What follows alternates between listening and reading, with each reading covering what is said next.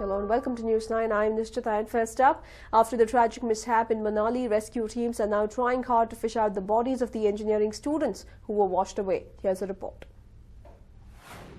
Massive search operation underway in Himachal. A day after the tragic incident when nearly 30 engineering students from Hyderabad were washed away in the Beas River, the Himachal Pradesh government is leaving no stone unturned to find the missing students. 5 bodies recovered so far. Rescue operation teams like the NDRF and the SSB started search operations early this morning. Even army officials have been deployed to help in search operations. Reportedly, 24 students are still missing and hunters are on to find their bodies. Himachal Pradesh Chief Minister Veerbhadra Singh visited the rescue operation spot and has ordered a magisterial inquiry into the incident. This is the first time that such a tragedy has occurred. The teachers should have also taken a precaution to see that students do not go to the riverbed. I have ordered an inquiry by Divisional Commissioner in this matter. All aspects of the matter will be taken into account. If there is any negligence found on any part, on anybody's part, suitable action will be taken. HRD Minister Smriti Irani also visited the spot and expressed shock over the tragic incident.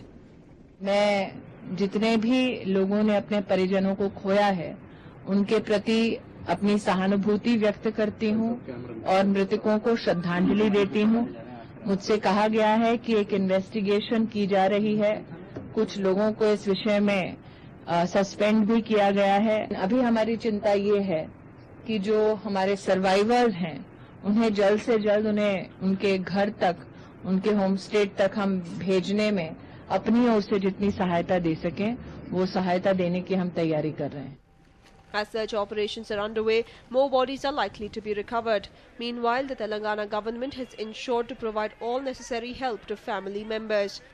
Telangana government is providing the facilities. KCR, the first CM of the Telangana state, he ordered for a special flight after consultation with the Air India, Indian Airlines people. In Telangana Bhavan also, we are arranging all facilities for those coming from Hyderabad, the nephews and relatives of the deceased persons or the concerned persons. We are arranging every accommodation. Friends and relatives of the students have expressed anger over the mismanagement of authorities of the Vigyan Jyoti Institute of Engineering and Technology. But who is to be blamed? The students who luckily survived the tragedy have blamed the dam in charge for the incident. Considering the fact that previously ऐसा हादसा हुआ था पहले यहाँ पे, क्यों नहीं लगाया वहाँ पे बोर्ड? हम नहीं जाते थे ना वहाँ पे। और यहाँ पे लोकल लोग जो है वो जानते हैं कि वहाँ पे डैम है, गेट खुल सकते हैं, पानी आता है। हम टूरिस्ट लोग हैं, हमको कैसे पता चलता? Reportedly, the students who were on an excursion trip were clicking photos near the bank of the river Beas when the floodgates of the dam were opened without any warning. Is it the fault of the college authorities or the Himachal Pradesh government? Will the government be able to get to the root of the incident? A News 9 report. Well, the 12-hour-long siege of Karachi airport has finally come to an end, but looks like a new verbal war has set off between India and Pakistan on Twitter. The attack on Pakistan's busiest Jinnah airport began just before midnight Sunday and stretched until dawn, leaving 24 people dead.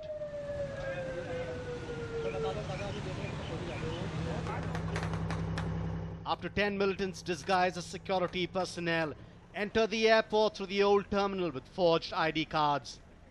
They stormed through the 2 entrances equipped with 2 rocket launchers, 12 petrol bombs and around 19 hand grenades. Within minutes, smoke was seen streaming out of the buildings near the parked planes on the runway.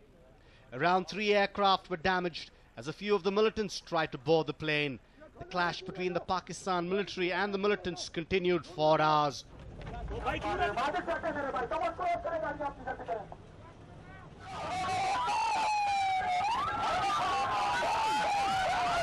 All flights from Jinnah airport were suspended and inbound flights were diverted. Tehreek-e-Taliban responsible.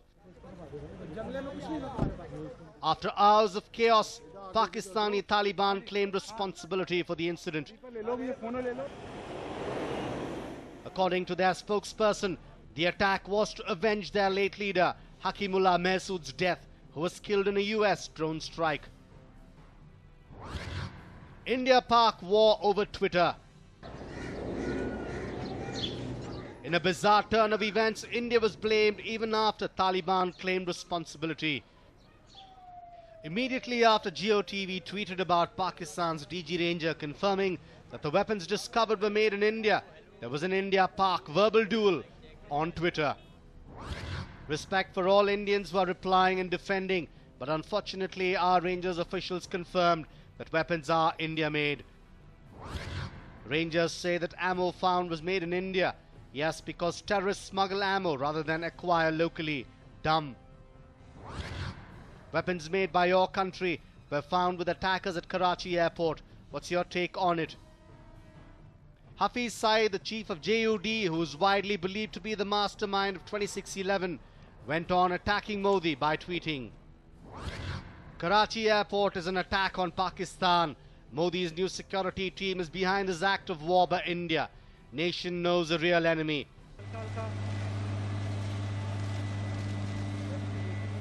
During Prime Minister Narendra Modi's swearing in, both countries agreed to get peace talks back on track. But with all the war of words, it looks like the India-Pakistan peace initiative will take much more than expected. Done.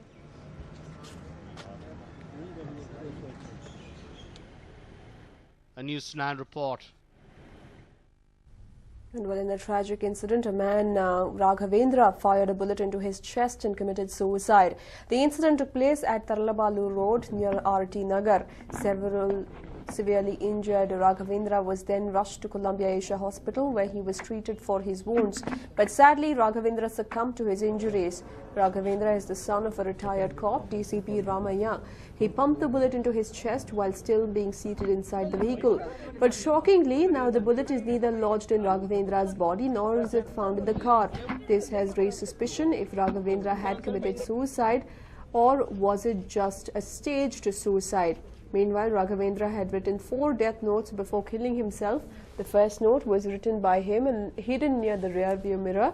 In the note, there were contact numbers of 2 of his relatives and his driver as well. Further, there were details of the 4 death notes being given to Raghavendra's driver. The police, during investigations, collected an envelope from Raghavendra's driver in which the death notes were secured. In the death note, Raghavendra stated that he had incurred heavy debts, due to which he was committing suicide. Meanwhile, RT Nagar police have registered a complaint and investigations are underway.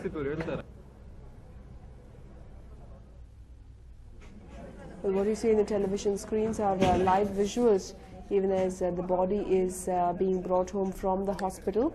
Well, but this has raised several questions as to where exactly the bullet is. The bullet was not lodged in Raghavendra's body.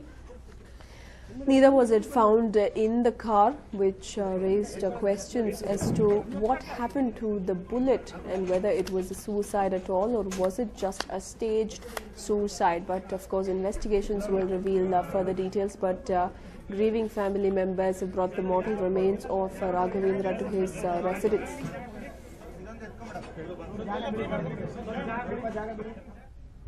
Against all speculations, Congress leaders filed the nominations for MLC as well as Rajya Sabha today. The nominations filed by Congress include B.K. Hari Prasad for Rajya Sabha, Professor Rajiv Gowda for Rajya Sabha, Dr. Parameshwar for MLC, Bose Raju for MLC, H.M. Revana for MLC and Jayamma Balaraju for MLC. The office of the Vidhana Sabha Secretary Om Prakash was bustling with activity. It was the day when Congmen filed their nomination for MLC and Rajya Sabha, and the nomination definitely sprung surprises for many. Speaking to the media, KPCC President Dr. G. Parameshwar said that the final list was High Command's choice.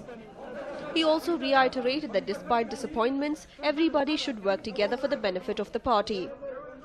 ಇದೆಲ್ಲವೂ ಕೂಡ ರಾಜಕೀಯದಲ್ಲಿ ನಾವು ಅರ್ಥ ಮಾಡಿಕೊಳ್ಳಬೇಕಾಗ್ತದೆ. ರಾಜಕೀಯದಲ್ಲಿ ಇದೆಲ್ಲವನ್ನು ಕೂಡ ಸಹಿಸಿಕೊಂಡು ನಾವು ಮುಂದೆ ಹೋಗಬೇಕಾಗ್ತದೆ. ಪಕ್ಷವನ್ನ ಸಂಘಟನೆ ಮಾಡಿ ಮುಂದೆ ರಾಜ್ಯದಲ್ಲಿ ಏನು ಆಡಳಿತದಲ್ಲಿ ಇದ್ದೇವೆ ನಾವು ಕಾಂಗ್ರೆಸ್ಸಿನವರು ಒಳ್ಳೆಯ ಭರವಸೆಗಳನ್ನು ನಾವೇನು ಕೊಟ್ಟಿದ್ದೀವಿ ಅವೆಲ್ಲವನ್ನು ಕೂಡ ಈಡೇರಿಸತಕ್ಕಂತ ಕೆಲಸ ಮಾಡಬೇಕಾಗುತ್ತೆ. He also stated that SM Krishna's name missing from the list has caused him grief. ರಾಜ್ಯಸಭೆಗೆ ಅವರನ್ನು ಪುನರ್ ನೇಮಕ ಮಾಡಲಿಲ್ಲ. ನನಗೂ ಕೂಡ ಬಹಳಷ್ಟು ನೋವಾಗಿದೆ. ಆದರೆ ಇದು ಕಾಂಗ್ರೆಸ್ ಪಕ್ಷದಲ್ಲಿ ನಮ್ಮ ವರಿಷ್ಠರು ಏನು ತೀರ್ಮಾನ ಮಾಡ್ತಾರೆ ಹೈಕಮಾಂಡ್ ಏನು ತೀರ್ಮಾನ ಮಾಡ್ತಾರೆ ಅದಕ್ಕೆ ನಾವು ಗೌರವವನ್ನು ಕೊಡ್ತೇವೆ. ಆದರೂ ಕೂಡ ಕೃಷ್ಣ ಅವರ ಬಗ್ಗೆ ಮತ್ತೆ ಅವರನ್ನ ನಾಮನಿರ್ದೇಶನ ಮಾಡದೇ ಇರತಕ್ಕಂಥದ್ದು ನನಗೆ ವೈಯಕ್ತಿಕವಾಗಿ ಬಹಳ ನೋವನ್ನು ಮಾಡಿದೆ. B.K. Hari Prasad, Congress's choice for Rajya Sabha, filed his nomination papers today. Chief Minister Siddaramaiah and KPCC President G. Parameshwar were seen with him. ಮತ್ತೆ ರಾಜ್ಯಸಭಾ ಮತ್ತು ವಿಧಾನ ಪರಿಷತ್ ಚುನಾವಣೆಗೆ ಮುಖ್ಯಮಂತ್ರಿಗಳು ಮತ್ತು ಪ್ರದೇಶ ಕಾಂಗ್ರೆಸ್ ಕಮಿಟಿ ಅಧ್ಯಕ್ಷರು ಮತ್ತು ನಮ್ಮೆಲ್ಲರ ಅಚ್ಚುಮೆಚ್ಚಿನ ನಾಯಕಿಯಾಗಿರ್ತಕ್ಕಂಥ ಸೋನಿಯಾ ಗಾಂಧಿ ಅವರು ಮತ್ತು ರಾಹುಲ್ ಗಾಂಧಿ ಅವರು ಒಂದು ಒಮ್ಮತದ ತೀರ್ಮಾನವನ್ನು ಕೊಟ್ಟಿದ್ದಾರೆ. ಇದರಿಂದ ಎಲ್ಲ ಕಾಂಗ್ರೆಸ್ ಪಕ್ಷದ ಕಾರ್ಯಕರ್ತರು ಹಲವಾರು ಕ್ಷೇತ್ರದಲ್ಲಿ ಇರ್ತಕ್ಕಂಥವ್ರು ಅವಕಾಶ ಮಾಡಿಕೊಟ್ಟಂಗೆ ಆಗಿದೆ. ಇನ್ನು ಬಹಳಷ್ಟು ಜನ ಆಕಾಂಕ್ಷೆಗಳು ಇಟ್ಕೊಂಡಿದ್ರು. ಅವ್ರಿಗೂ ಸಹ ಮುಖ್ಯಮಂತ್ರಿಗಳು ಮತ್ತು ಅಧ್ಯಕ್ಷರು ಸರಿಯಾದ ಸ್ಥಾನಮಾನಗಳನ್ನು ಕೊಟ್ಟು ಗೌರವಿಸುತ್ತಾರೆ ಅಂತ ಹೇಳಿ ನಾನು ನಂಬಿಕೊಂಡಿದ್ದೆ. Bringing the surprise was Professor Rajiv Gowda, who too filed his nomination for Rajya Sabha today. After filing nomination, the professor went on to state that he being given an opportunity should not be mistaken for S.M. Krishna's incompetence. Party ಈ ಸತಿ ನೀವು ಯೋಚನೆ ಮಾಡಿ, ಪಾರ್ಟಿಗೆ ಅನೇಕ challenges ಸವಾಲುಗಳಿವೆ ಮುಂದೆ national ಲೆವೆಲ್ನಲ್ಲಿ. So ಅಂತ ಪರಿಸ್ಥಿತಿಯಲ್ಲಿ ನಮಗೆ ಒಂದು ಹೊಸ ಜನರೇಷನ್ ಬೇಕಾಗಬಹುದು. ಅಂತ ಪರಿಸ್ಥಿತಿಯಲ್ಲಿ ಒಳ್ಳೆ ಹೈಲಿ ಎಜುಕೇಟೆಡ್, ನಾನು ಇವಾಗ ಕಾಂಗ್ರೆಸ್ ವಕ್ತಾರನಾಗಿ ಒಂದು 2 ವರ್ಷದಿಂದ ನ್ಯಾಷನಲ್ ಟಿವಿನಲ್ಲಿ ಕೆಲಸ ಮಾಡ್ತಾ ಇದ್ದೀನಿ. ಸೊ ಇದೇ ತರ ಅನೇಕ ಫೀಚರ್ಸ್ ನೋಡ್ತಾರೆ, ಯಾರು ನಮಗೆ ಅತಿ ಹೆಚ್ಚು ಉಪಯೋಗ ಬರ್ತಾರೆ. Absence of S.M. Krishna's name has caused quite a turmoil in the state political circle. It is reported that Sonia Gandhi spoke to S.M. Krishna and conveyed that the absence of his name didn't have anything to do with his competency. It was done to give opportunity to the next generation of leaders. The past few weeks witnessed lobbying from many Congress leaders, but filing of nominations has put to rest all the speculations. Until and unless the Congress High Command chooses to spring surprises, we know who the Cong nominees are. A News9 report. Brand India has been featured as the topmost priority of Modi government, and in his first address to the joint parliamentary session, the president reiterated the same. Here's a report. President's first address to the new parliament. President Pranab Mukherjee left for the joint parliamentary session at 10:30 a.m. with his convoy. And as he reached the parliament and proceeded towards the central hall, he was accompanied by the newly elected Prime Minister Narendra Modi, newly elected Speaker of Lok Sabha Sumitra Mahajan and Vice President Hamid Ansari. He was there to speak about the larger agenda of the NDA government and the major challenges that lie ahead of the new government. He was all set to address a joint session that comprised of 315 first-time MPs, 62 new women MPs among others. However, he began by greeting the citizens for coming out in huge numbers to exercise their franchise. I am delighted to address this first session of both houses of parliament after the elections to the 16th Lok Sabha. Let me begin by extending warm greetings to my fellow citizens who participated in large numbers in the recently concluded Lok Sabha elections. They have voted for a united, strong and modern India. Ek Bharat, Shresth Bharat. Well, here are a few key points that the President touched upon in his first address to the joint parliamentary session. Revive Brand India. Yes, that was the major highlight of the President's speech. He said that the new government will work towards a corruption-free India and said that the people of India have given a clear mandate. Sabka Saath, Sabka Vikas. He reiterated the mission of Narendra Modi's cabinet and said that with the help of the citizens of the country, development can take place at a faster pace, with poverty and hunger becoming a thing of the past. Less government, more governance. Modi's Sarkar, as we can see, is small, and he is making sure that efficiency will be at its peak, with all the senior leaders being made to take a back seat.